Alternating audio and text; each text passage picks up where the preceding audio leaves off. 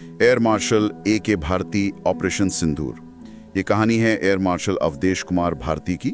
बिहार के एक छोटे से गांव से भारतीय वायुसेना के शिखर तक का उनका सफर। और हम देखेंगे कि कैसे बचपन का एक सपना उन्हें ऑपरेशन सिंदूर जैसे एक बहुत बड़े महत्वपूर्ण मिशन का मुख्य योजनाकार बना गया। बिल्कुल।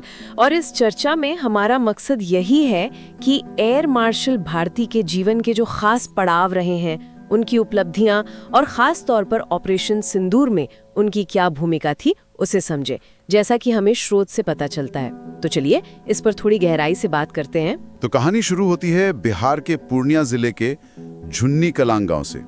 बहुत ही साधारण पृष्ठभूमि थी। पिताजी सिंचाई विभाग में क्लर्क, माँ गृहिणी और वो 4 भाई बहनों में सबसे बड़े थे। हाँ, और बताया गया है कि दादाजी का काफी असर रहा उन पे।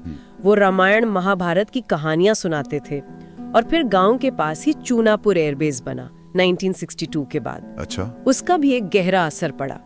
दादाजी का सपना था कि घर का कोई लड़का फाइटर प्लेन उड़ाए। तो एक तरह से माहौल भी वैसे ही बन गया। हाँ बिल्कुल। और एयरबेस का बनना, परिवार की ये इच्छा, इसने कहीं ना कहीं अवधेश कुमार भारती के मन में भी बचपन में ही वो फाइटर पायलट बनने का सपना जगा दिया था। वो सिर के ऊपर से जो विमान गुजरते थे, उन्हें देखकर ये इच्छा और पक्की होती गई। और पढ़ाई में तो वो हमेशा से तेज थे। बिना किसी प्राइवेट ट्यूशन के फर्स्ट आते थे।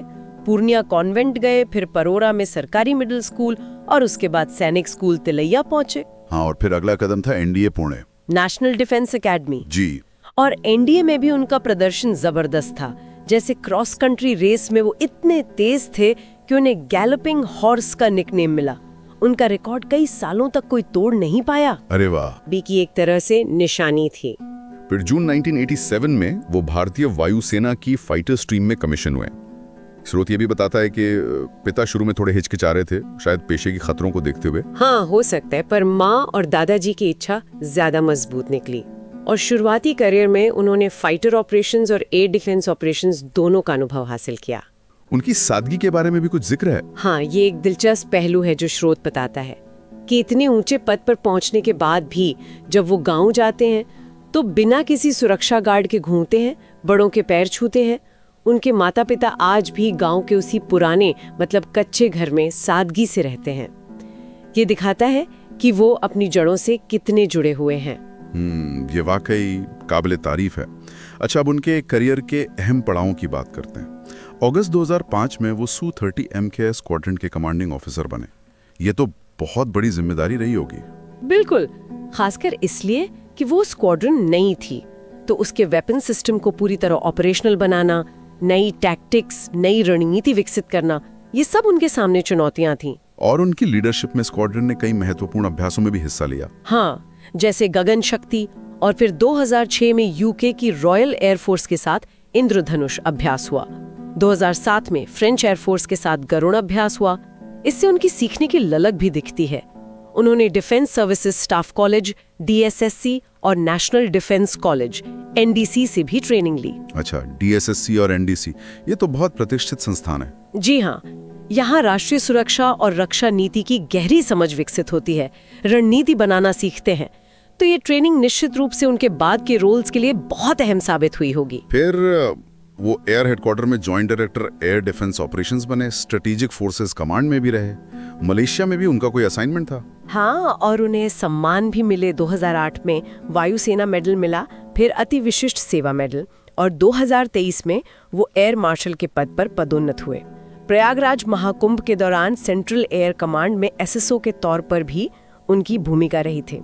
और फिर आता है ऑपरेशन सिंदूर। पहलगाम हमले के जवाब में ये ऑपरेशन हुआ था और एयर मार्शल भारती इसके मुख्य आर्किटेक्ट थे। हाँ, स्रोत यही बताता है उनकी भूमिका प्लानिंग और कोऑर्डिनेशन, योजना और समन्वय दोनों में बहुत महत्वपूर्ण थी। मुख्य आर्किटेक्ट होने का क्या मतलब था इस संदर्भ में? क्या जिम्मेदारियां थी उनकी? देखिए, स्रोत के हिसाब से इसका मतलब था कि पाकिस्तान में जो 9 आतंकी ठिकाने थे, उन पर सटीक हमला करने की पूरी योजना बनाना। इसमें सही खुफिया जानकारी का इस्तेमाल करना, अलग अलग एयरक्राफ्ट्स और वेपन्स का तालमेल बिठाना, हमले का सही तरीका तय करना, ये सब उनके नेतृत्व में हुआ। काफी जटिल ऑपरेशन रहा होगा। बहुत ज्यादा। इसमें गलती की कोई गुंजाइश नहीं थी। उनकी जो रणनीतिक समझ थी, जो ट्रेनिंग उन्होंने ली थी, वो सब यहाँ काम आई होगी। और एक दिलचस्प बात यह भी है कि ऑपरेशन के दौरान उनके पिता को पता ही नहीं था कि उनका बेटा इतने बड़े ऑपरेशन को लीड कर रहा है। सच में? बाद में पता चला होगा उन्हें। हाँ, शायद।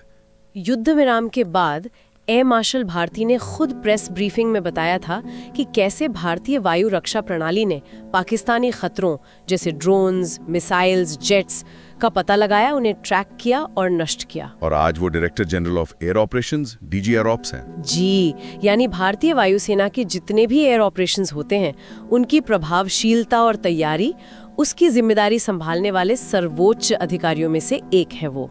तो ये थी एयर मार्शल A.K. भारती की कहानी। बिहार के एक गांव का लड़का जिसके सपनों को उड़ते जहाजों ने पंख दिए और वो भारतीय वायुसेना के सर्वोच्च पदों में से एक तक पहुंचे और एक इतने महत्वपूर्ण ऑपरेशन का नेतृत्व किया। बिल्कुल, उनकी कहानी में अकादमिक प्रतिभा है, दृढ़ संकल्प है, जबरदस्त लीडरशिप है और साथ ही व्यक्तिगत सादगी भी है। स्रोत उनकी पूरी यात्रा दिखाता है, बचपन की उस प्रेरणा से लेकर राष्ट्रीय सुरक्षा में एक निर्णायक भूमिका निभाने तक। सही कहा। ये न केवल उनकी व्यक्तिगत उपलब्धि है, बल्कि ये भी दिखाती है कि कैसे अनुभव और लगातार सीखते रहना आपको उच्चतम स्तर पर योगदान करने में मदद करता है। निश्चित रूप से। तो श्रोताओं के लिए एक विचार छोड़ते जाते हैं। एयर मार्शल भारती की इस पूरी यात्रा का कौन सा पहलू है जो सबसे अधिक प्रभावित करता है?